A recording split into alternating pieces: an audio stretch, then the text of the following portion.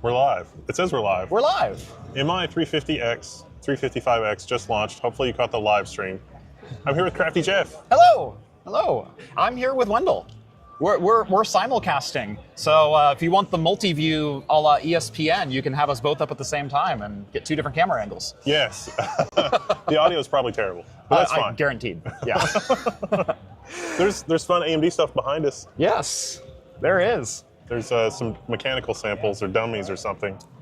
I don't know if they're dummies. They look like finished wafers to me. But, They always do. Yeah. Yeah. We'll see. I lost my stand for my camera, so it's down very low. Enjoy your view of the ceiling. Yes. Yeah, Wendell's view is going to go like right up our nose. I actually have a little stand for mine. It is actually nice. Like, Yeah. It looks all pro. Right, yeah.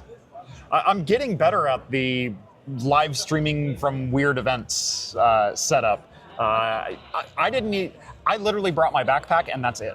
Yeah. For the whole show. That's my clothes. That's everything. I packed some stuff in my luggage because I was like, I don't need this because I'm gonna get on my flight, and it's like, oh wait, yeah, because we don't have a hotel room. It's Yeah. It's fine. Yeah, we're both flying out today. So checkout was 11 o'clock, which was 30 minutes before the keynote ended. Yeah. And so we had to clear out and bring all of our stuff to the keynote. But we're here to chat about anything. You can ask questions. Yes. And the studious among you, like if you watch the AMD live keynote and you have questions, Here we are. now's your time. Yeah. Chat. Ask questions. We already have like 2 people in the chat, Yeah. which is great. I've already got a super chat. Parker sends over $10 and says, AMD, woo! I kind of agree with that. Yeah. There are a lot of. I noticed there were a lot of salty people when I was sort of tweeting and doing some stuff earlier, and there's like a lot of needlessly salty people, and it's like, why? Why you gotta be like that? Yeah.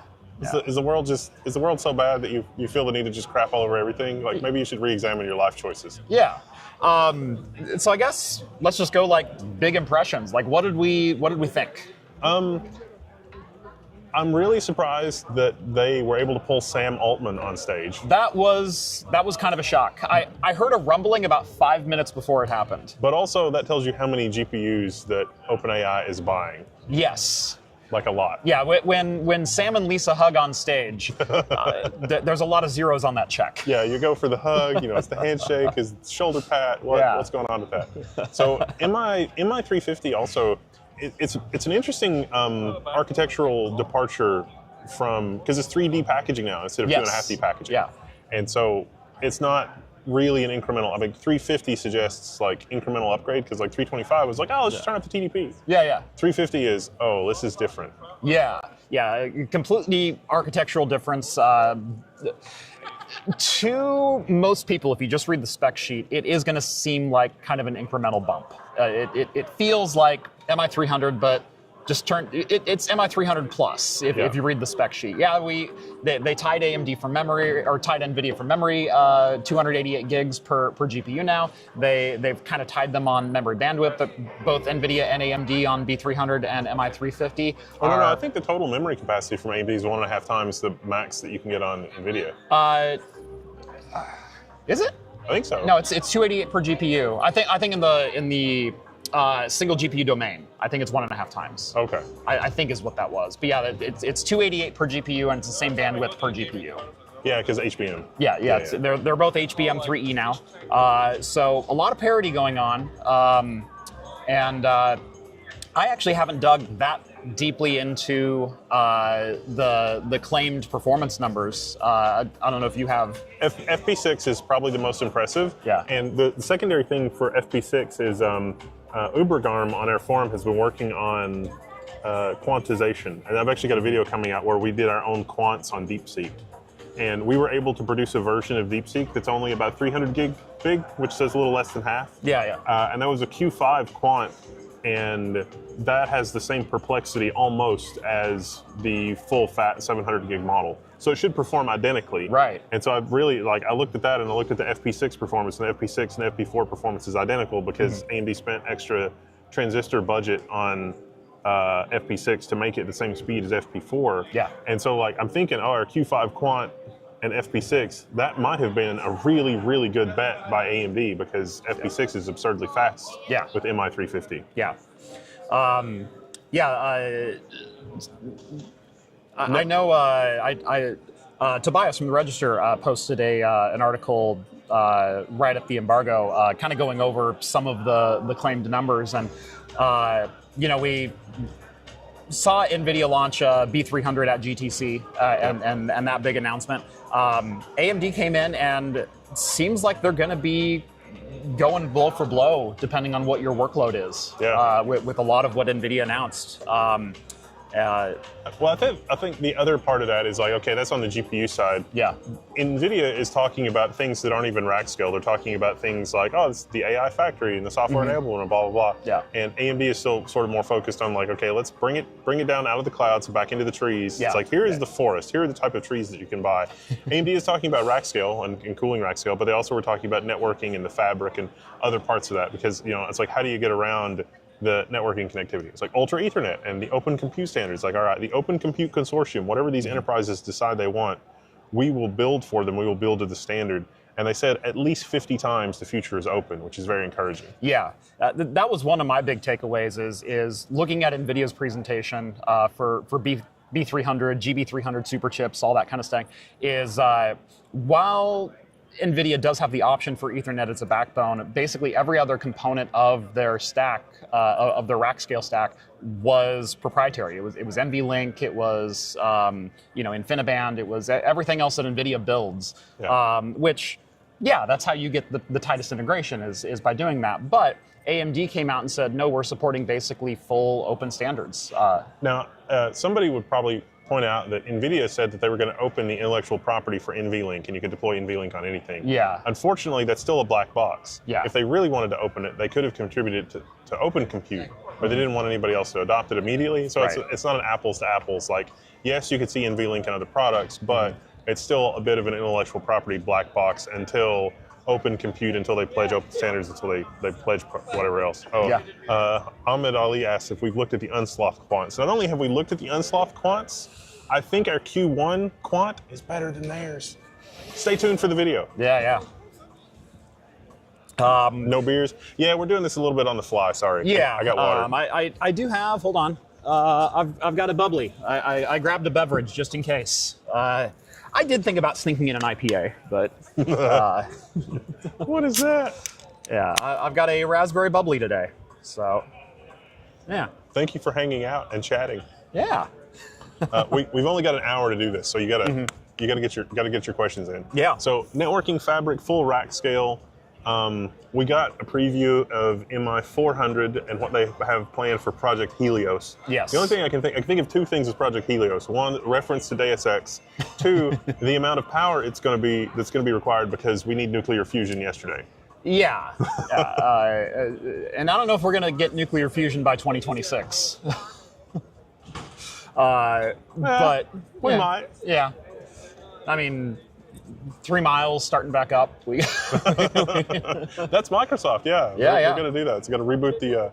We need all of the power. We need all of the power. A lot of people have also made the joke about the matrix pods. Is like your body heat needs to go. It needs to be captured to use for electrical generation because the AI must feed. Yeah. Well, unfortunately, like humans do generate heat. I think the spec. I actually read the spec yesterday that your brain does about 12 watts. Yeah. So you're outputting about 12 watts of heat when you're thinking. So when does ROCm support come to Windows for 9000 series GPUs? If you go download the ROC right now, today, you can kind of do that. Yeah. With 9000 series RDNA. Yeah. I mean, obviously, AMD's putting the most focus on CDNA, which is what we learned about today. Yep. But the ROC on GitHub and Windows native, like they have that planned. There's a lot of people that are looking for Windows native, even though NVIDIA is kind of moving away from Windows native. NVIDIA is kind of leaning on WSL at this point. Yeah.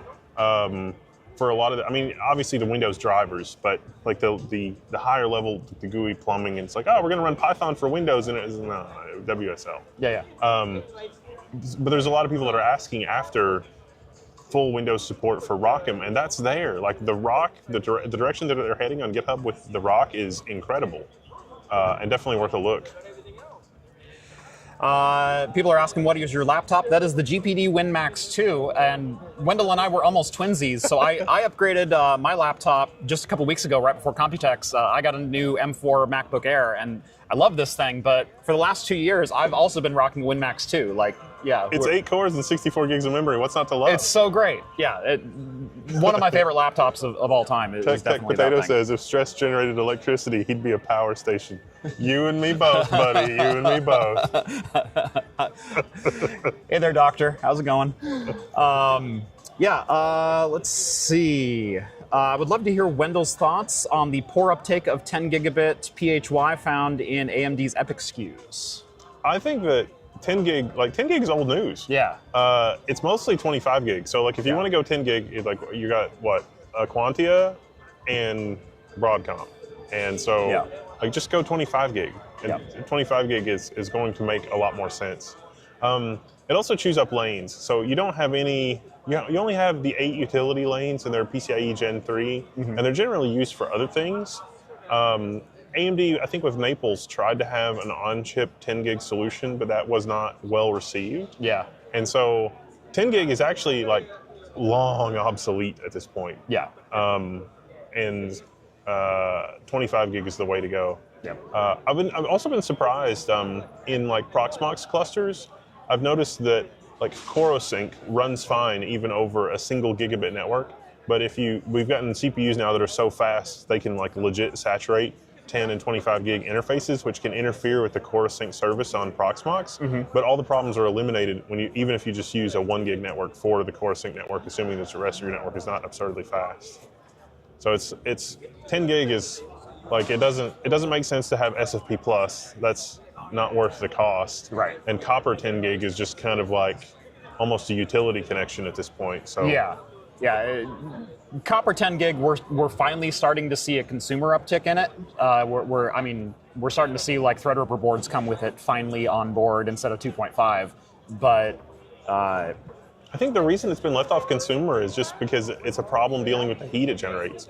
If you look at like the Asus workstation boards, every single one of them has had problems with proper cooling of the 10 gig chipset for the people that actually try to use it. Yeah. It's like, I'm going to peg the network at 100% all the time. And it's like, that's a problem on those boards, keeping it cool. Our forum is littered with people having trouble. Yeah. On top of MI350, which is MI350X and MI355X, I guess we talk a little bit more about those. 355 is liquid cooled. Yeah. That's the difference. 1400 watts versus 1000. Yes. And that is a power savings in the data center. No one's looking at the chip. I'm going to go snag a chip. That's a power savings, kind of. I mean, it's 400 watts, and you look at it, it's like, oh, it's 10% faster. In reality, it's actually 20% faster because we're not talking about like peak floating point throughput. We're talking about sustained, and the liquid-cooled solutions can sustain better.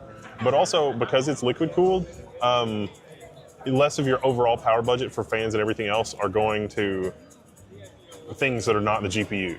So, yay. Yeah, liquid cooling solutions, you can do a lot more dense packaging of the systems. You only need 2U solutions for the servers themselves instead of the 4 or 8U solutions for the air-cooled boxes.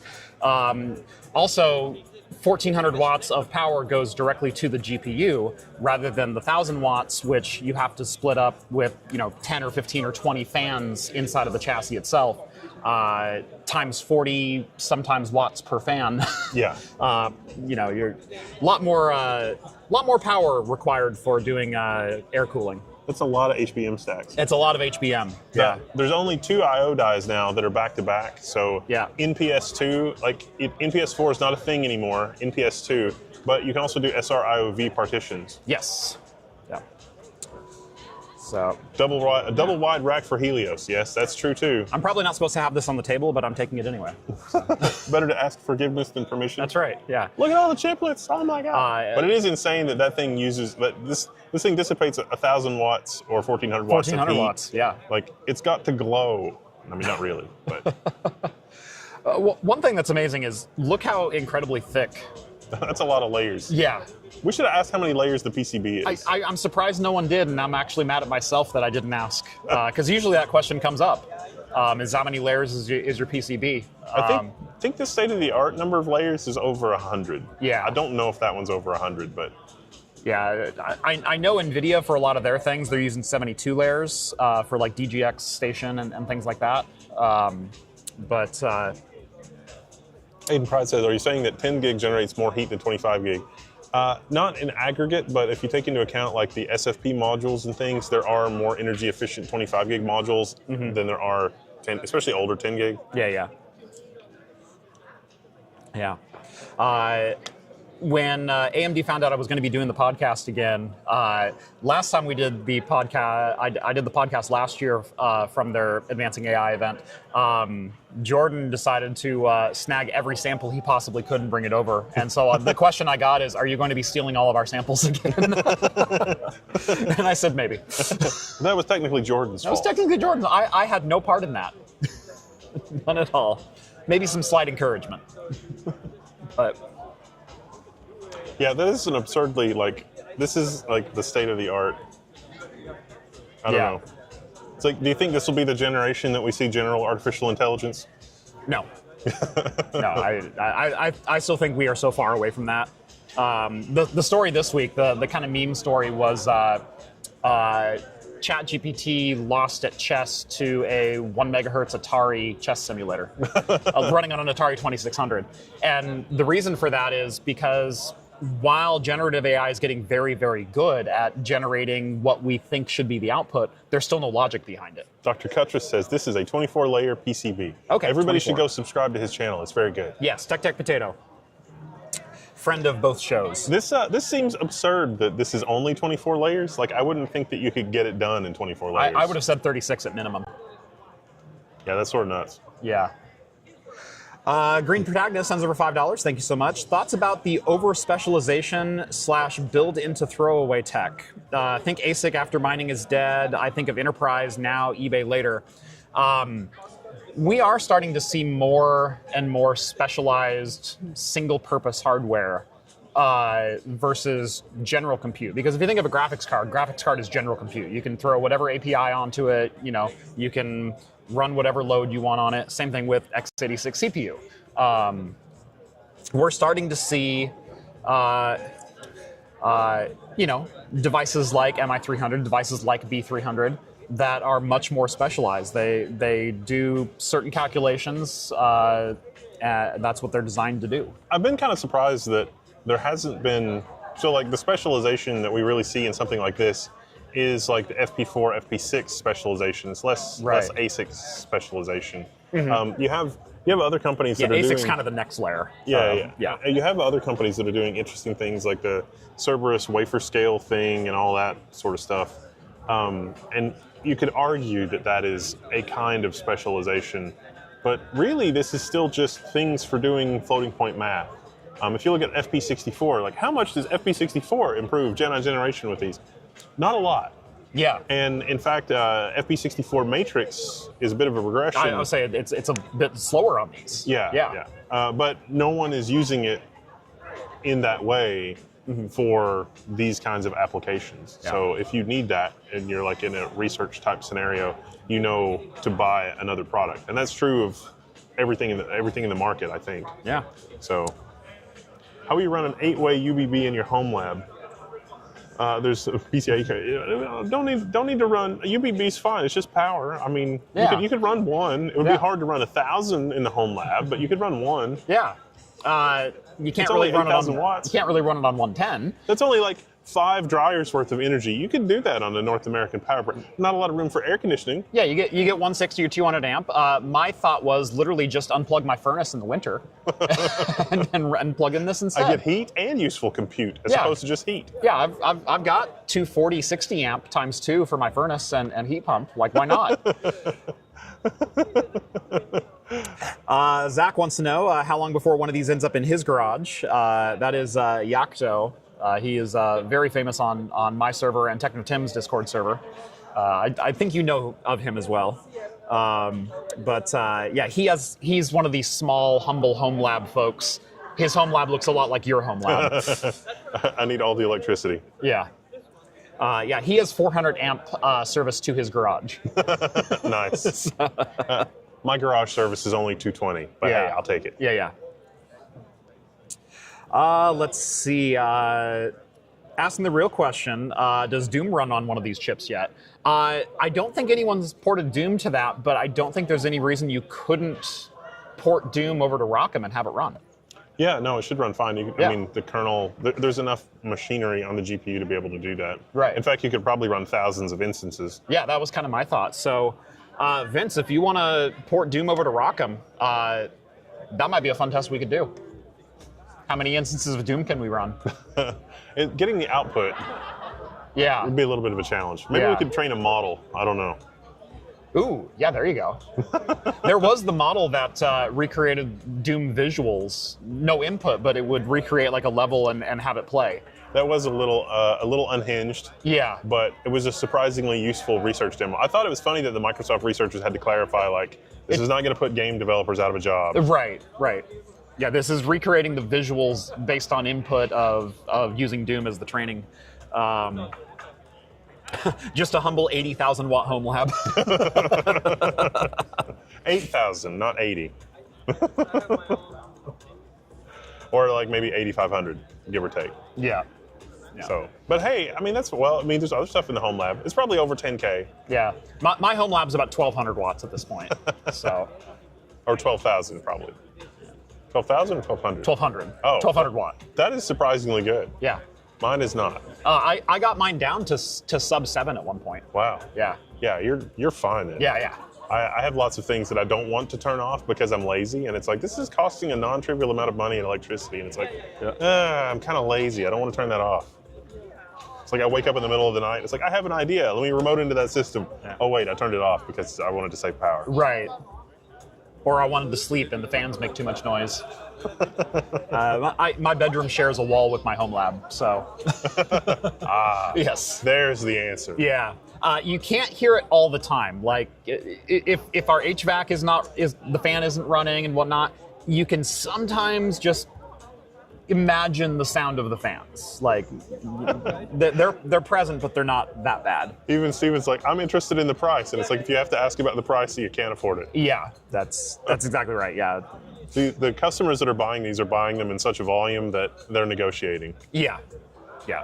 We could give you the price per hour if you want it in like Vultr or Azure Cloud or something like that. You know, it's going to be on the order of a few bucks an hour. Mm-hmm. If you're a developer, you have a .edu address, you can get a ROCm developer account right now or at AMD Dev Cloud and get access to CDNA GPUs right now, like in the next 10 minutes. You got a GitHub account with some history or a .edu, you can get, a day of access to these GPUs. Like, that's a thing.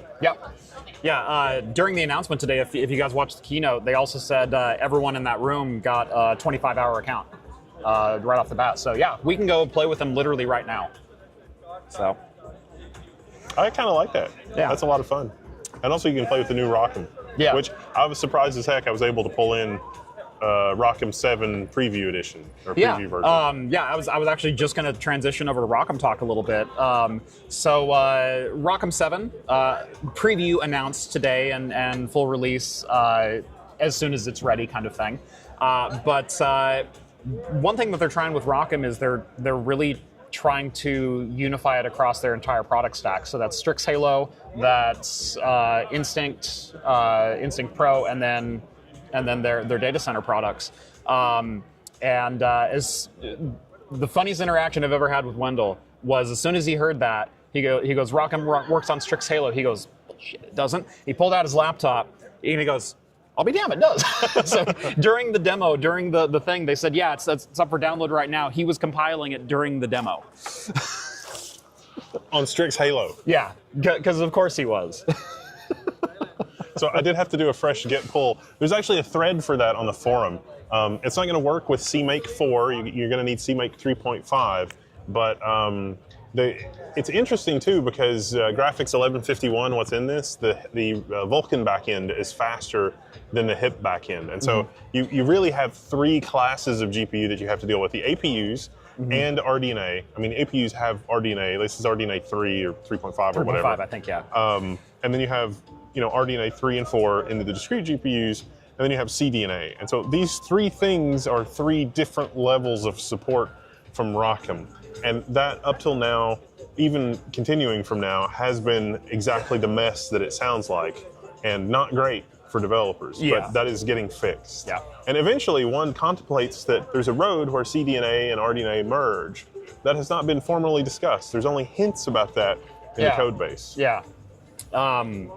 They are kind of built on the same building blocks. It's just, again, graphics is more of a general compute. CDNA is more of a compute-specific architecture, but the building blocks of them are the same. The compute units have the same base architectural design.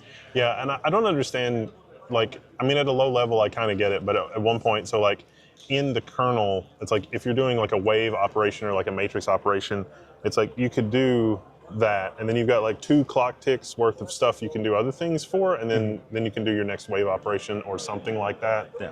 And I'm sure that somebody that actually knows what they're talking about is like cringing hard.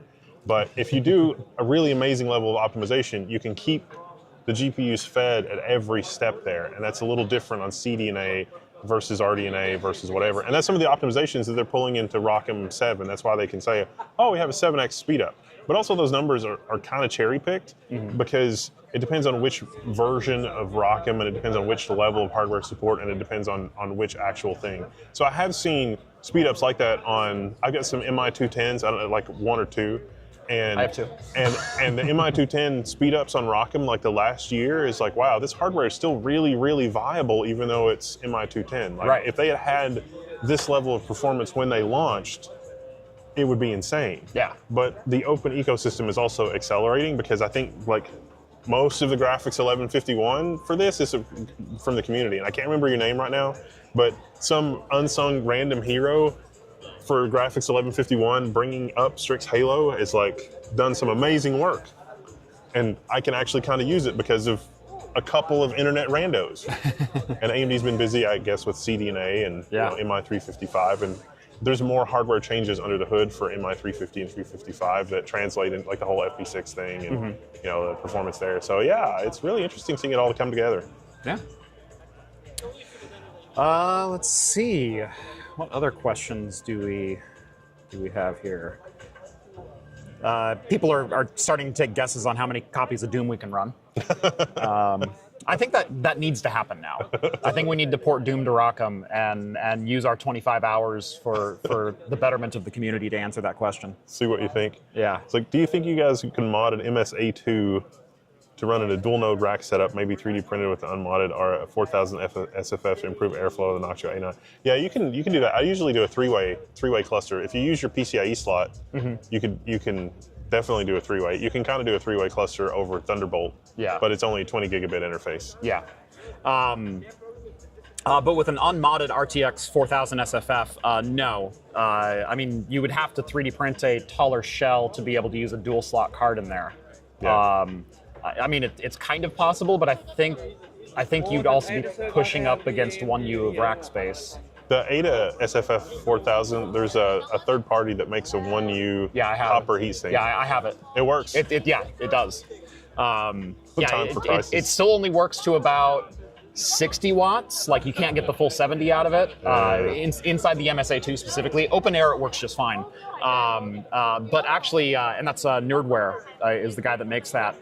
He sent me a new fan module for it that's supposed to be able to do the full 70 watts inside the MSA2. Oh, nice. I literally have the fan in my truck. I picked it up from my mailbox just a couple days before I left for here. So nice. Yeah, so stay tuned. I have a 70 watt RAID card that I modded to put in the A2, and I ended up putting a very loud mini blower on it in order to deal with it. Yeah. And it's like, okay, sounds good. Let's see. Did you see Jensen in disguise? No, he was at GTC in Paris.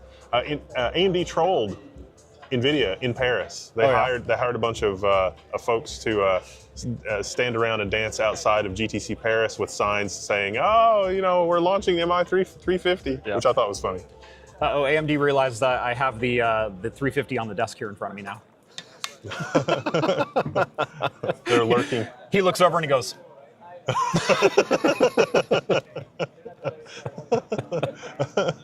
Hi, buddy. It's fine. It's all good.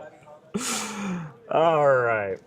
I run Olama embedding models on my work machine with a W6600 using a custom compiled version of Llama CCP or CPP with support for it tuned manually. Works great. Yeah, so you should check out the forum thread, the DeepSeek at Home forum thread.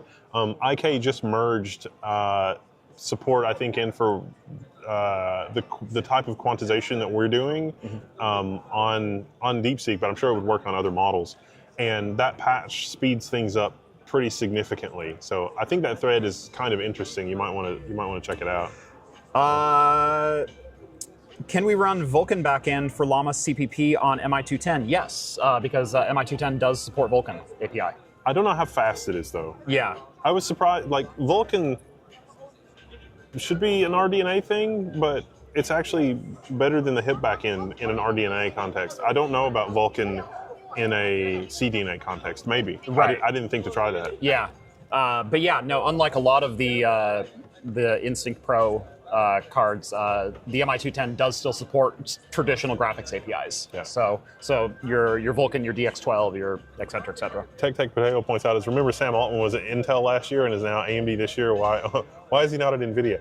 He was at Intel for Gaudi 3, Yeah. And I've been tracking the Gaudi 3 GitHubs, and there's not been a lot of software movement on the open stuff that was promised for Gaudi 3, Yeah. which is of concern. Because yeah, there was supposed to be the whole one API tie-in and whatnot, and that never really came. I'm sort of worried about that. And when I asked, Intel's launching Battle Matrix on the Arc side, and I was like, how does this tie in with Gaudi? Is this going to be like a one API thing? And they were like, Yeah. So it's like, no. It's like, okay, nothing, okay, all right. Gearling says hi.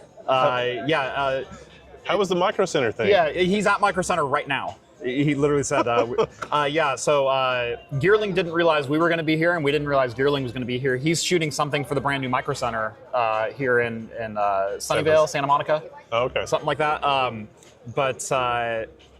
he goes, hey, I didn't realize you guys were in town. Can we meet up? And it's like, no, actually, my flight leaves at 9 o'clock tonight. Yeah, mine leaves. Dr. Cuttress has the most amazing joke. It was like, there's been no update for Gaudi 3. Are you sure? As in Falcon Shore? I get you. Are you available for writing gigs? Can you write my jokes for me? That'd be great. Patrick's here too. Yes, he's lurking about. Actually, if you pay attention to the background, you will have seen Charlie Demergian and Patrick Kennedy and probably about a dozen other people. Yep. Vic from Supermicro was here. Yeah. A lot of the AMD insiders, like the people that are like the Silicon Whisperers, if you will, bringing all this up. They had the ROCm team here too. They really did a nice job letting the people that are working on the programming on the ROCm side, out to talk. And it was like, hey, as an internet rando that doesn't know what they're doing, that's just banging on the keyboard with my forehead, that's me. Yeah. Here's what my experiences have been. And they're like, oh, you poor thing. And also, yeah, we need to work on that. And also, oh, you're doing it wrong. Here's how you should do it. And I was like, oh, great. I should do a video on how to actually do it correctly. Yeah. So, fun times. That's one of the more frustrating things that I experience. You and I both trying to do really weird things with hardware sometimes is, sometimes there is a right way to do things or a best practices way. Maybe the documentation isn't clear, but you and I spend 6 weeks banging our head on a keyboard. It's the thing is that this is such a frontier, and there are so many companies that are at the forefront. If you haven't been there from day zero, you don't necessarily have the context to get up to speed really quickly. And it's like, I just want to hop in and learn what I need to know, and then hop out and go do another thing, and then hop in and like learn and catch up. And sometimes it's a little bit of a blind alley trying to catch up, because you catch up and you read what everybody's worked on, but then you get to the end of it and it's like, oh, it's decided this is a blind alley. Now we're going in a different direction. And it's like, yeah. Okay, well, let me just uninstall all this horrible software stuff that I did to try to make it work. Gearling says, sounds like a fun event. Hopefully we get ROCm on ARM someday too. Vulkan is great, but ROCm would be fun on the Pi. That would be a lot of fun. Yeah. To toy around with. I've run into I was trying to get the Rock working on and there are like compiler macros and things like that, but at a PCIe level, there's probably not a huge impediment in getting it to work on ARM because it's just going to feed the GPU. But it's all, I think that most of the landmines are going to be like all the macros and like just crazy stuff in the build system. ROCm also depends on a lot of third-party libraries that are bundled, and so when you install it, it's like, oh, let me go get all the dependencies, and that's where I ran into problems trying to bring up ROCm on the 1151. Yep. Jason, ROCm on ARM is coming. It's called Fujitsu Monica. It's coming 2027. Oh, thanks, Tech. Nice. That's interesting. Jason says the Pacific Northwest needs a Micro Center. I've been yelling at Micro Center forever. So we used to have a Fry's in Wilsonville, Oregon, and that closed when Fry's went out of business. The Fry's building is still open. It's still vacant. So I'm like, Micro Center, just literally move in. Like, just start shipping product. You can change the signs later. It's fine. I'm an hour and a half from a Micro Center, and I abused the crap out of it. I am much further. The new one here in the Bay Area is now the closest Micro Center to me. The old one used to be Denver, which was 900 and something miles from me. This one's only 600. That's still pretty rough. Yeah. It's not worth a 10-hour trek. Yeah, exactly. Yeah. So they're getting closer. What are the chances we can get an AI Sean Connery saying, "Welcome to the ROCm" when you boot it up? I'm literally going to cue that right now on my home cluster. It'll be done by the time I get home. Excellent. Welcome to the Rock.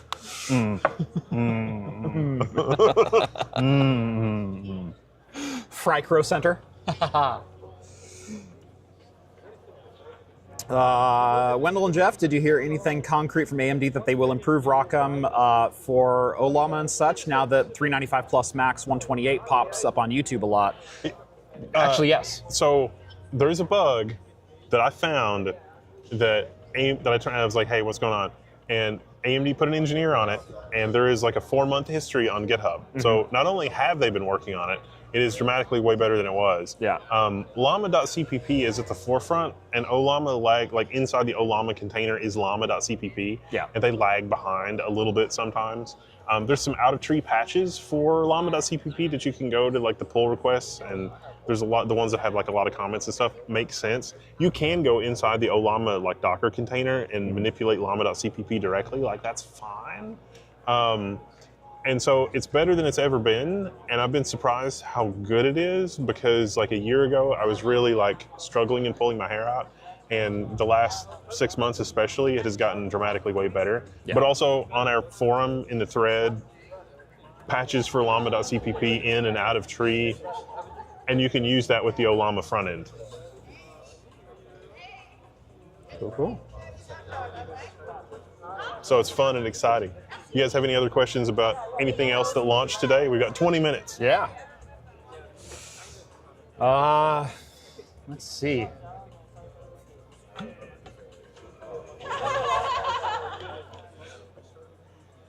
It's a relatively standard interface too. It is, yeah. What's the open compute thing? Yeah. It's a very pretty card. You know, Open Compute has their own rack standards as well. It's not the 19-inch rack. Right. Yeah. 21? 21, yeah. And so it's just like, do we know if it's, do we know, Dr. Cuttress, do you know if the rack was the Helios rack is the Open Compute rack, or it's just a double wide? I believe it was the 21. I believe it was the Open Compute rack. It looks pretty chunky. I mean, I didn't take measurements. They obviously don't have anything here, but it looked a little squatter, a little wider than a 19 would on the renderings that they showed. So I would bet it's based on Open Compute standards, because that was actually a big part of the presentation. Was that an open version of the SXM2 type slots? Yeah, basically SXM2 with more power delivery capabilities. Exactly. And some, but open. It's an Open Compute standard. Yeah. So. UBB. Yep. Let's see. I'm sure it's 38 inches wide. Siemens has their emulation silicon in double wide. Ah, okay. Interesting. Merle Squirrel and Friends wants to know, will there be a 9070 XTX / Halo card? I don't know, will there? They're not talking about that here. Will there be a 9070 XTX Halo edition card? Like, I'm getting that. Okay. AMD Ryzen AI Max 395 Plus still not supported by ROCm on Linux. That is not technically true, Mino. If you want to download Ubuntu 24.04 LTS and hit up the forum and make some minor changes and make sure that you don't have CMake 4 installed, the graphics 1151 target will build. If not, hit me up in the forum. I guess officially supported is accurate. Community supported, there are patches. Let's see. What else do we got? Like, that's what I was working on while I was here. Like, in between the sessions and things, it was just like, I was trying to get the ROCm to where it would build on Arch. I'm not quite there yet. ROCm will build, but not for the 1151. But the 1151 support will work with an older Clang compiler and CMake 3.5 dot something, not CMake 4. Yeah.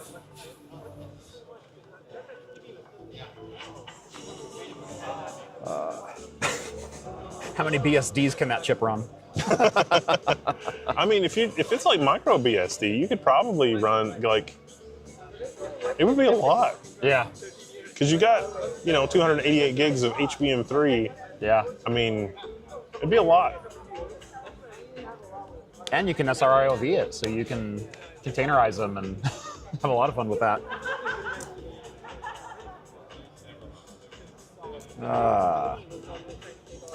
Don't forget, if you don't want to deal with, like quote-unquote ROCm support issues, deploy in DevCloud and go play with it in DevCloud.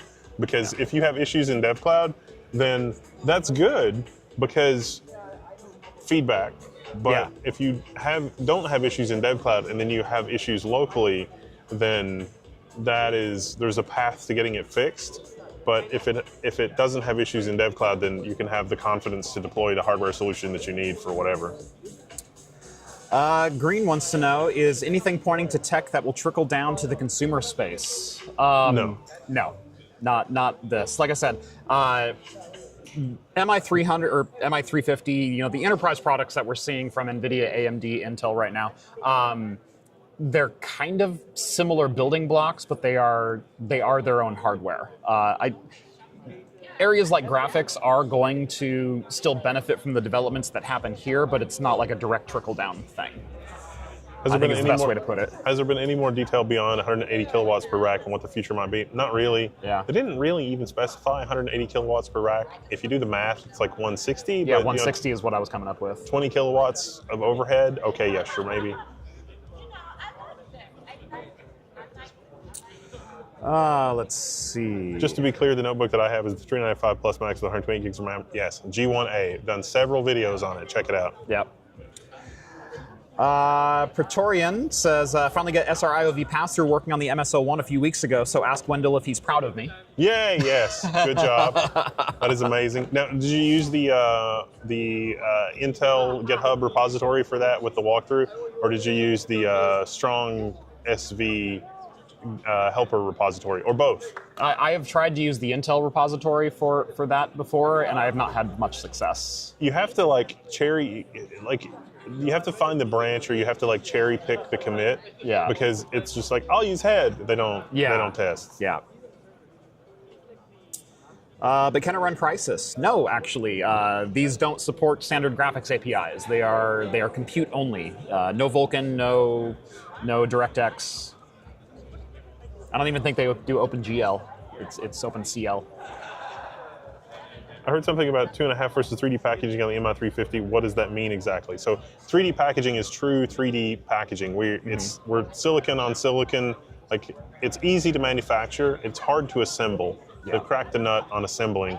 The I/O die is only 2 I/O dies now, so they're able to. I mean, they can pack this in a relatively small footprint with an ungodly number of HBM3E stacks. Yeah. And so this is a totally different situation in terms of mechanical assembly. That actually frees up a fair bit of power budget versus the 2.5D assembly process, I guess. which can then be dumped into more for the GPU. Although interestingly, I think there are fewer compute units at a higher clock or something like that versus MI300. One interesting thing about the choices they made with the XCD chiplets that they call this for graphics is the direction that they've gone.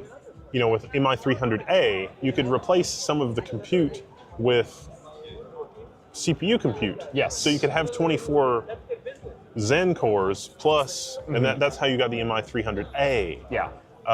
There is no path for an MI355A or 350A. Right. With the way that they've redone the compute chiplets. Yeah, they're kind of banking on running Turin in the rack as kind of your control head now, rather than making devoted like APUs out of these packages anymore. Now we might see an APU in MI400. Yeah, maybe, but probably not. Yeah. I mean, I don't know. We'll see. Did anybody get a GMY Tech 395 Plus? No. Nope. It would be nice though. I would try to get ROCm working on it and then post the guide on the forum. Hint, hint. Are you able to offload more than 16 gigs of layers to the graphics 1151? Because that's where I'm stuck. Yes. Do you have, like Doc Brody, are you using Windows or Linux, and are you using the G1A?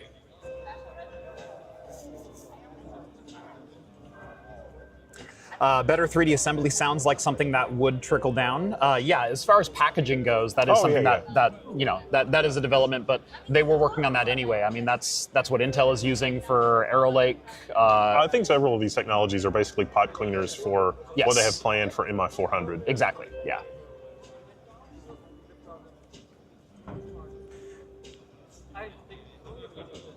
Not sure how I feel about these getting further and further away from desktop. I've talked about this a little bit on my channel, that as enthusiasts, a wild Patrick appears. No, it's fine. Come on, you're fine. Say hello. They were asking about you earlier. They literally, the chat was like, hey guys. you gotta. Oh, sorry. Yeah. There you go. Say hello. Hi, buddy. Hey guys. Look at that. Dr. Potato asks, when's the next event? I don't know. Yeah. Supercompute? Maybe. I think is the next thing we'll all be at. I think September is going to be a busy month. Yeah. And then I think that supercomputing will be big, and then 2026 is going to be fun. So. Yeah.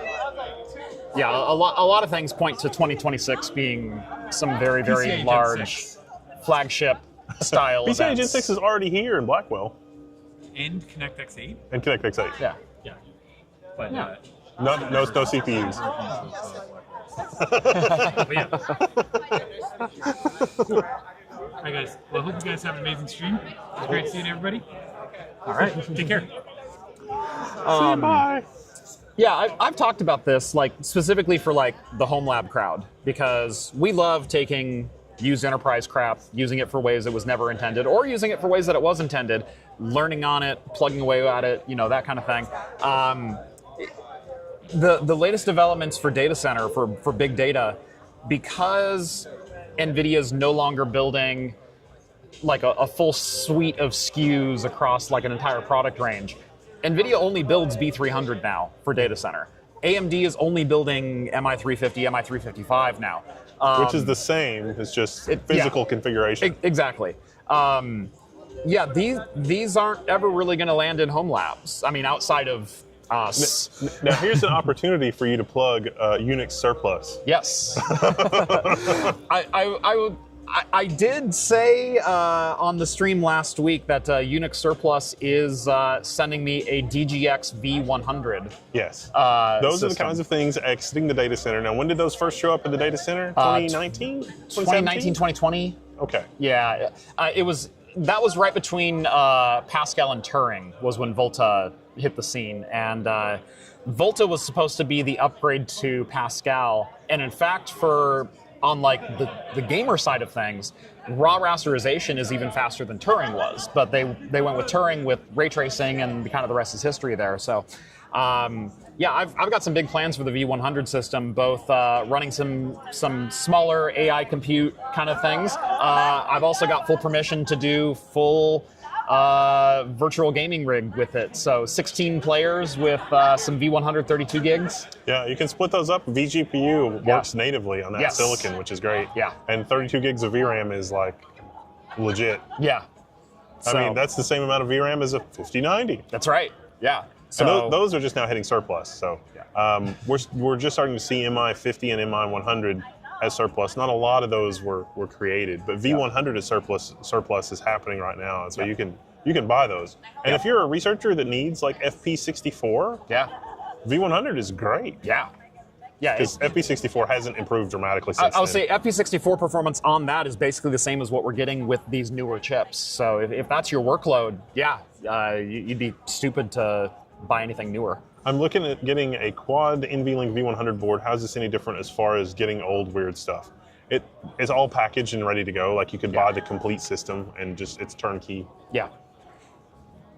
And that's SXM or PCIe. I think they have both configurations. Yes. But there's listings on eBay for Unix surplus. You can check that out. Yeah. The chassis that I'm getting is an Inspur 2U box, and it's the SXM chassis with 8 V100s in it.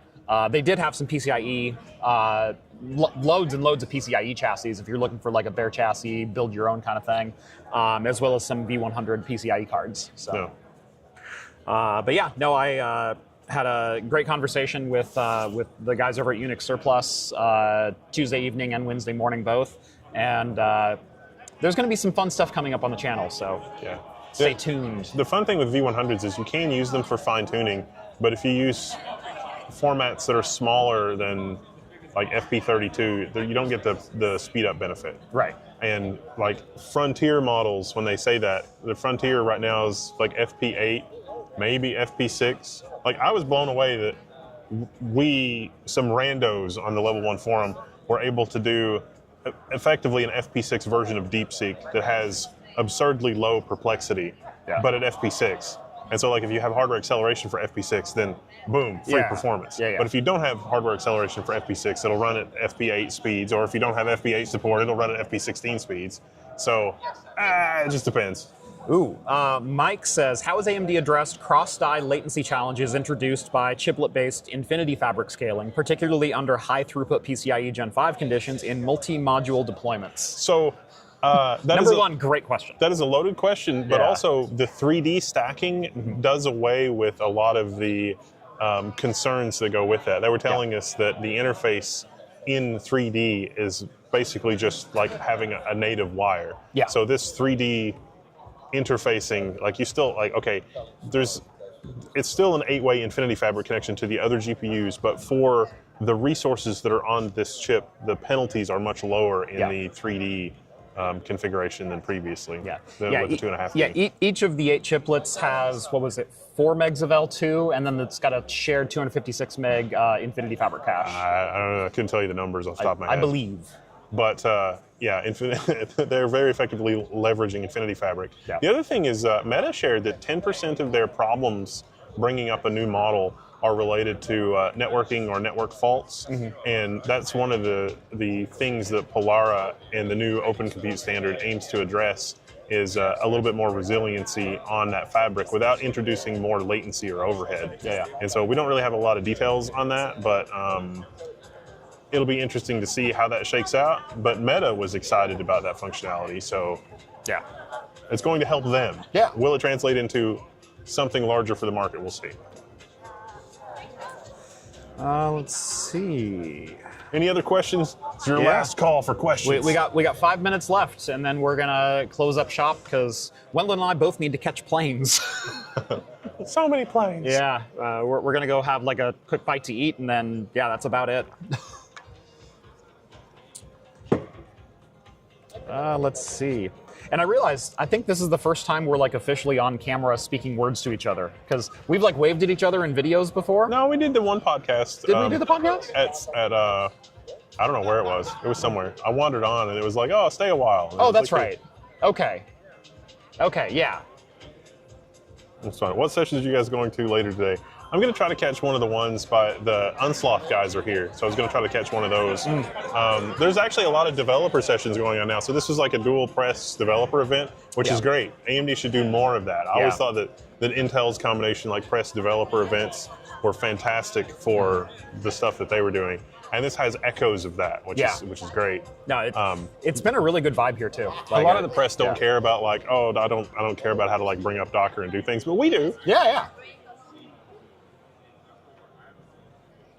Computech, Segfault, and friends. Jeff. Oh yeah. There. I forgot about that. Wait, is that live? It's not live yet. Ian did share a very brief preview on his last Tech Poutine. I asked Wendell to be on my show, and then I had to preface with, "Don't worry, no one's going to sit on your lap this time unless you ask." That was for this show, not the previous one, implying that happened. Yeah. Maybe. So that's coming at some point. I don't know. Still being edited. Fair enough. Yep. Would love to see Unsloth coverage. We have done a couple of videos on Unsloth. It's nice. I like it. So like the whole Llama Quinn, it's like, oh, it's DeepSeek Quinn. It's not. Quantization is the way to go. Quantization is not. We retrained Llama to talk like DeepSeek. Yeah. Is the live stream on the guest Wi-Fi? I am on not the guest Wi-Fi. I am on the AMD event Wi-Fi. I'm on my cell phone. Okay, yeah. I think we resorted to that last year when I streamed from here at the Advancing AI event. The Wi-Fi there was not good. Yeah. Sounds about right. Yep. But no, I am on the Wi-Fi here. So. And so am I. According to OBS, 0 dropped packets the entire time. Oh, Zero frames. Yeah. I haven't even checked. I've been running off a battery. You're running off battery too, I'm running off right? battery, yeah. I also have 0 drop frames at 5 megabit. Nice. Yeah, I think I'm at 4.5. So yeah.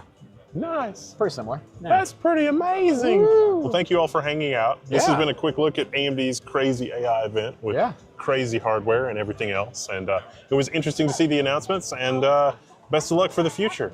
Yeah, this was fun. Thank you, sir. Thank you. And hello, Level 1 Techs. Oh yeah, you should go subscribe to Craft Computing. Yeah. Like there's a link. I think the editors added a link to this. I didn't set this up. I'm sorry. Yeah. I've got a link to Level 1 Techs down in my video description because I'm good. I do the YouTube thing professionally. Hello, is anybody listening? Can somebody do that for me? Thank you. But anyway, thank you all so much as always for watching. This has been a really fun cast. Yes, this is fun. It was a lot of fun. Yeah. And also, if you have crazy home labs you want to show off, definitely let us know. Absolutely. One of the things I'm actually thinking about doing in the near future is home lab tours. Oh yeah, that'd be fun. Yeah, finding people with like really interesting things that they do and going and showing it off. So I'm willing to show off all the megawatts. Do you still use the Ultra G1A? This one right here? Yes, I absolutely do. The GPD is running the stream, but this, I was getting ROCm working on this. We talked about that earlier in the stream, so it's pretty crazy. All right.